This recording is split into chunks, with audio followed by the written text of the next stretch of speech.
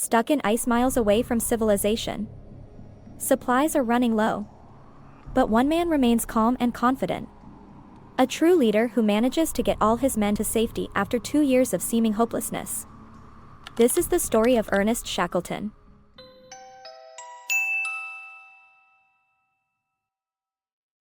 So, our hero wasn't born into the icy depths of Antarctica.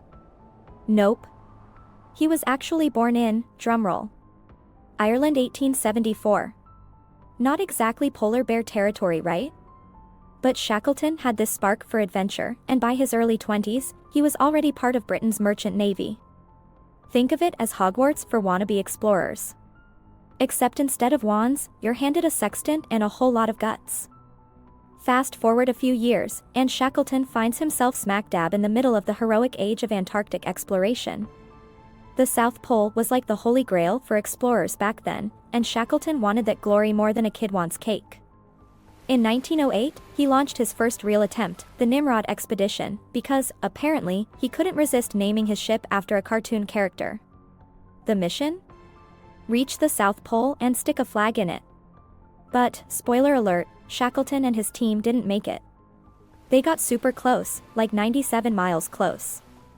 But low on food and with frostbite knocking at their door, Shackleton made the call to turn back. Now that's guts. He might not have reached the South Pole, but Shackleton saved every single one of his men. This was just a sneak peek of Shackleton's survival instincts. Alright, cue the music because this is where the real action starts. In 1914, Shackleton launched what would be his most famous expedition, the Endurance mission. The plan was simple. Well, kind of. Cross the continent of Antarctica from one side to the other. Easy, right? No big deal. Just a little 1,800-mile journey through the coldest place on Earth. But almost immediately, things went wrong. Before they could even set foot on the continent, their ship, the Endurance, got stuck in the ice. And when I say stuck, I mean she was trapped tighter than your aunt's Christmas fruitcake.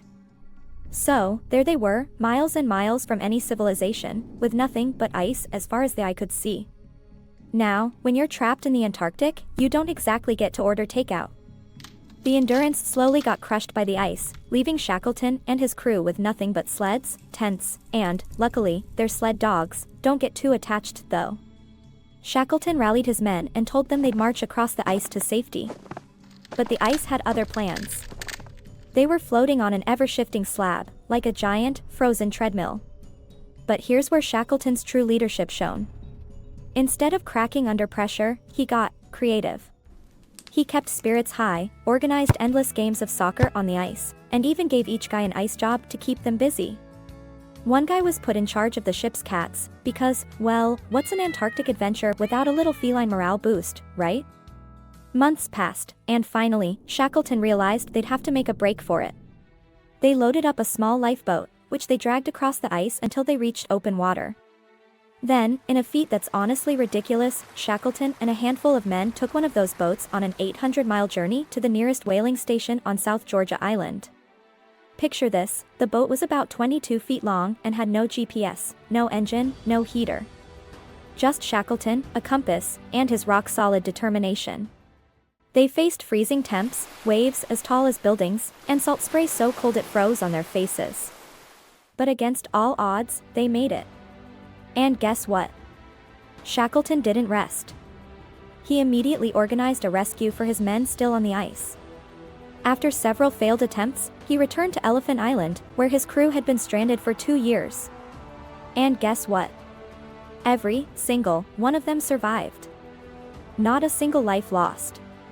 When they got back to civilization, Shackleton was celebrated as a hero. But he always said he wasn't just a leader, he was a servant of the men who trusted him. He knew they depended on his every move, every decision, and every ounce of grit he had. Thanks for tuning in to one of the greatest survival tales of all time.